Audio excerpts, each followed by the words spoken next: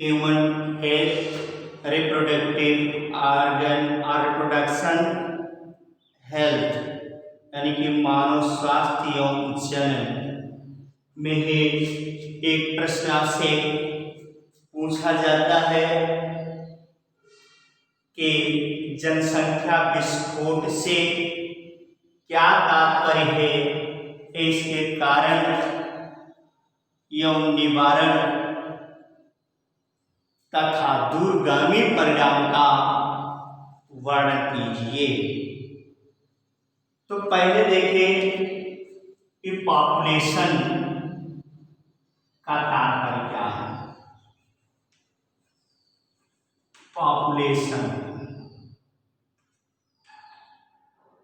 Population को हिंदी में क्या कहते हैं? जनसंख्या। क्लियर? पॉपुलेशन शब्द लैटिन भाषा के शब्द पॉपुलस, लैटिन भाषा के शब्द पॉपुलस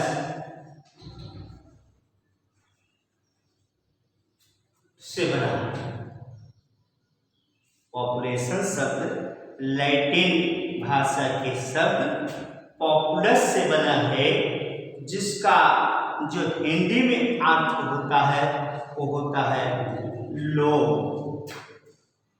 क्या होता है? लोग यानी कि पीपल।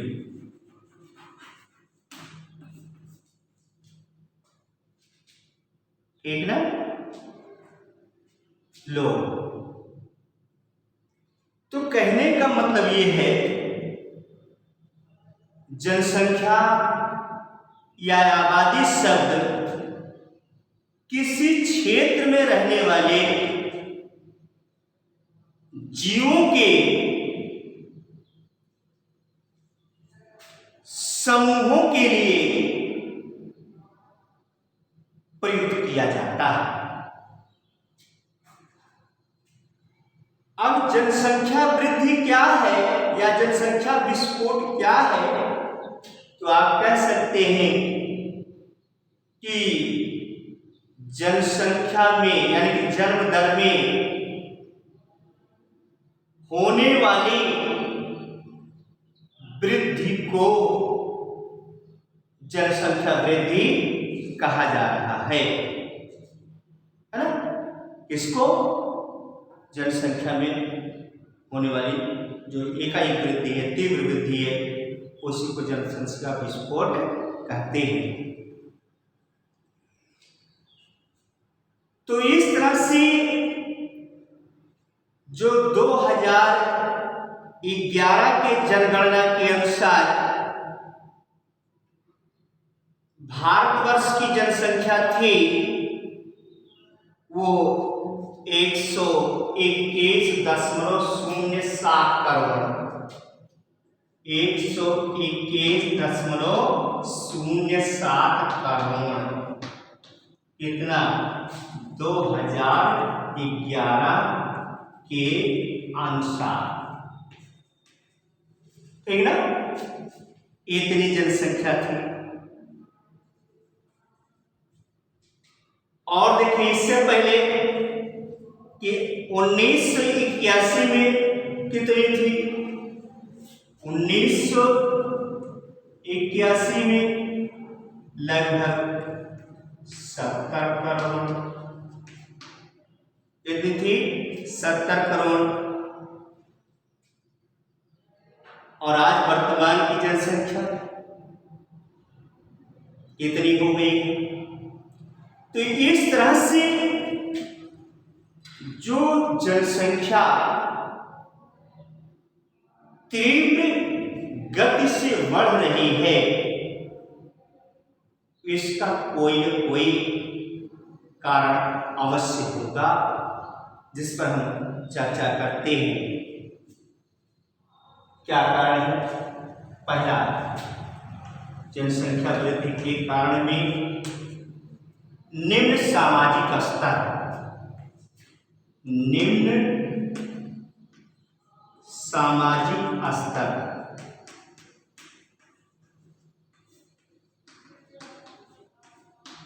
निम्न सामाजिक स्तर।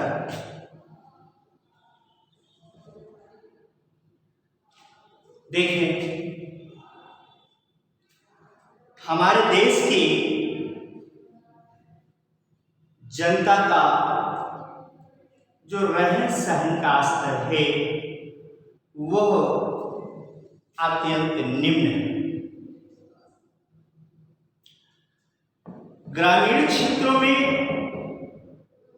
रहने वाली जनता या अधिकांश लोग निर्धन है, गरीब है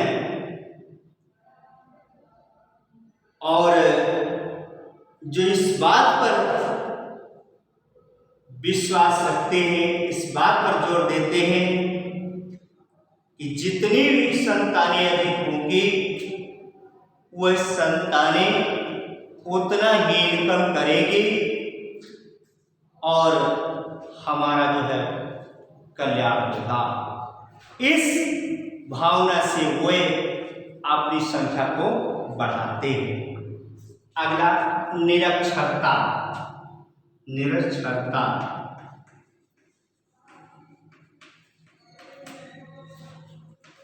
निरक्षरता का मतलब अशिक्षित होना,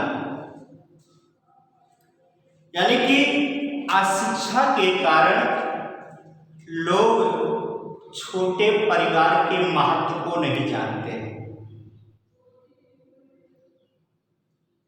लोगों को यह मानना है कि परिवार में जो संतानें हैं वो ईश्वर प्रदत्त हैं, खुदा प्रदत्त हैं, गॉड प्रदत्त हैं। वो इस विश्वास पर जोर दे करके अपनी संख्या को बढ़ाते रहते हैं। अगला कारण क्या हो सकता है? सामाजिक रीति रिवाज, सामाजिक रीति रिवाज।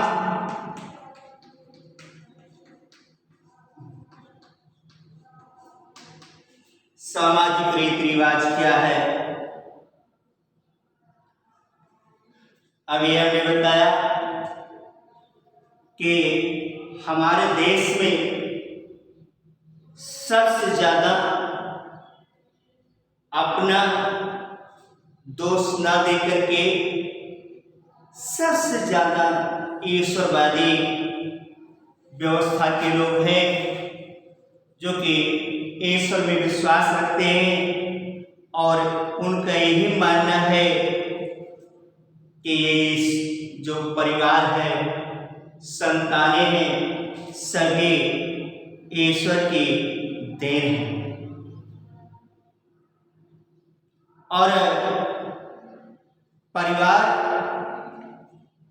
में जो पुत्र है उसका जन्म लेना भी बड़ा आवश्यक है। ये क्या है? रीति रिवाज है। क्यों?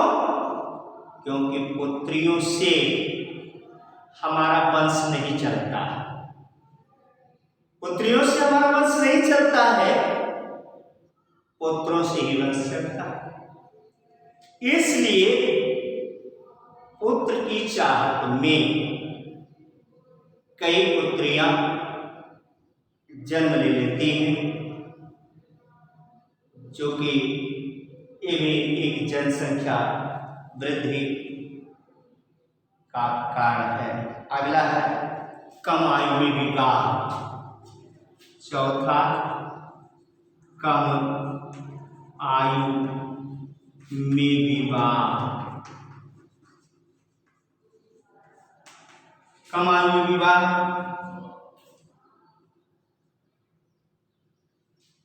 देखें,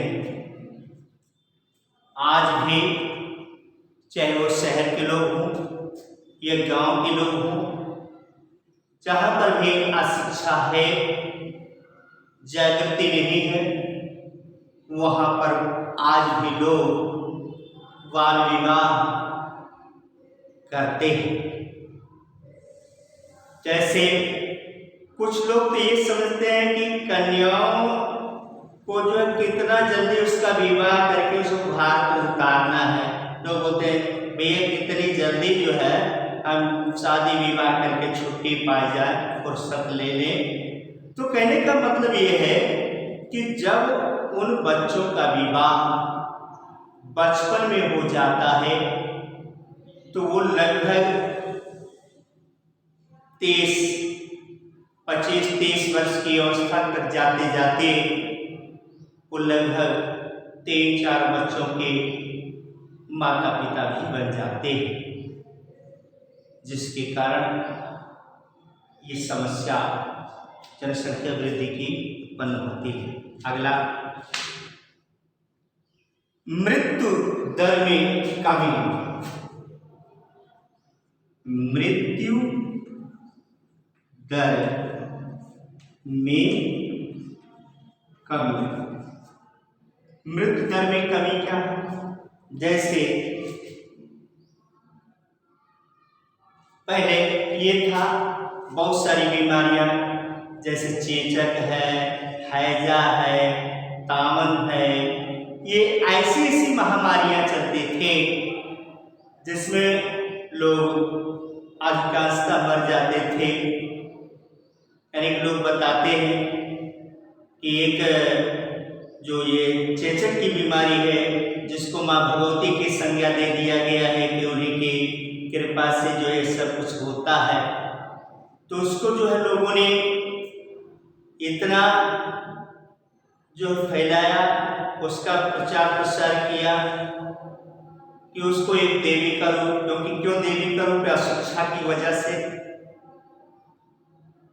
तो ऐसे में उस बीमारी में क्या होता था, जो कि वायरियोला वायरस है, उसी वायरस के कारण जो है चेचक है।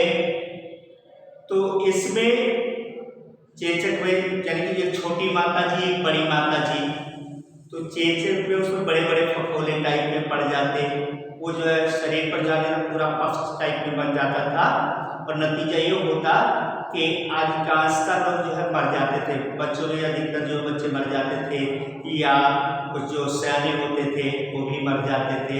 तो ऐसे में जो है मृत्यु दर बहुत तेज थी।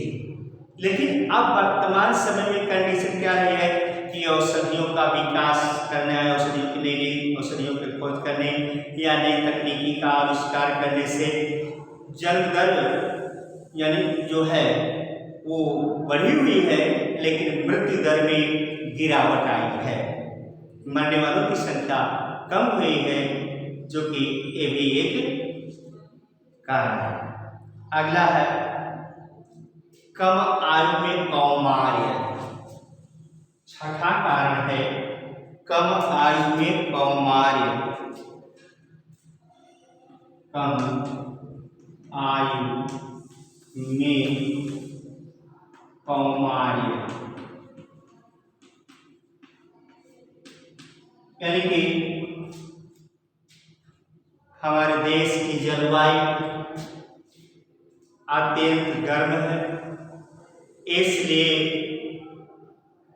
लोग कम उम्र में ही युवा हो जाते हैं, कौमार्य हो जाते हैं, जिनमें जो ग्रंथियां हैं, जननांग है, वे संतान उत्पन्न करने में सक्षम हो जाते हैं। अगला है खाद्यान्नों की प्रचुरता। खाद्यान्नों की प्रचुरता। खाद्यान्नों की प्रचुरता। खाद्यान्नों की प्रचुरता क्या है कि पहले ऐसा था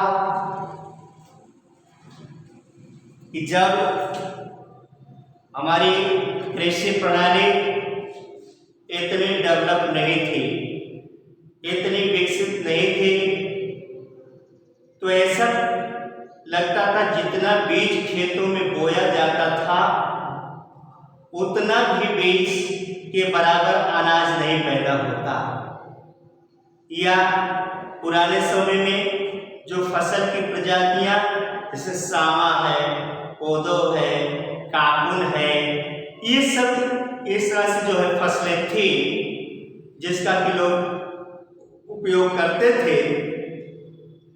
तो इसमें क्या था कि गरीबी या निर्धनता जो भी आप कह लीजिए, तो इसमें जो जमींदार तरह के लोग होते थे, रियासत वाले होते थे, उनके यहाँ ही अनाज की प्रचुरता होती थी, और जो गरीब तबका था जिसके पास जो है खेती नहीं थी या वो जो है कृषि यंत्रों से जो है कार्य नहीं कर पाते थे, उनके पास में जो है बहुत कम ही अनाज मिलता था।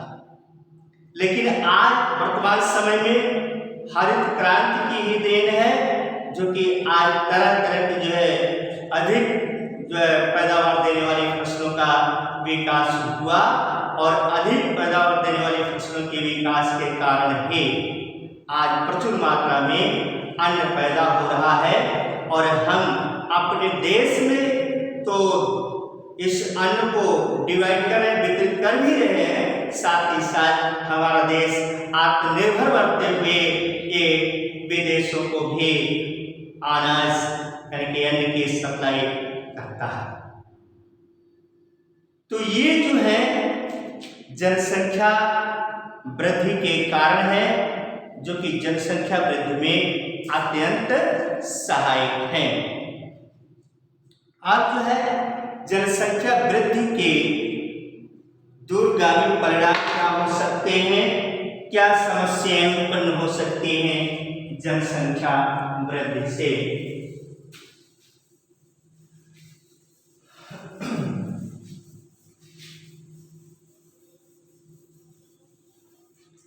जनसंख्या वृद्धि से उत्पन्न समस्याएं या दूरगामी परिणाम। दूरगामी परिणाम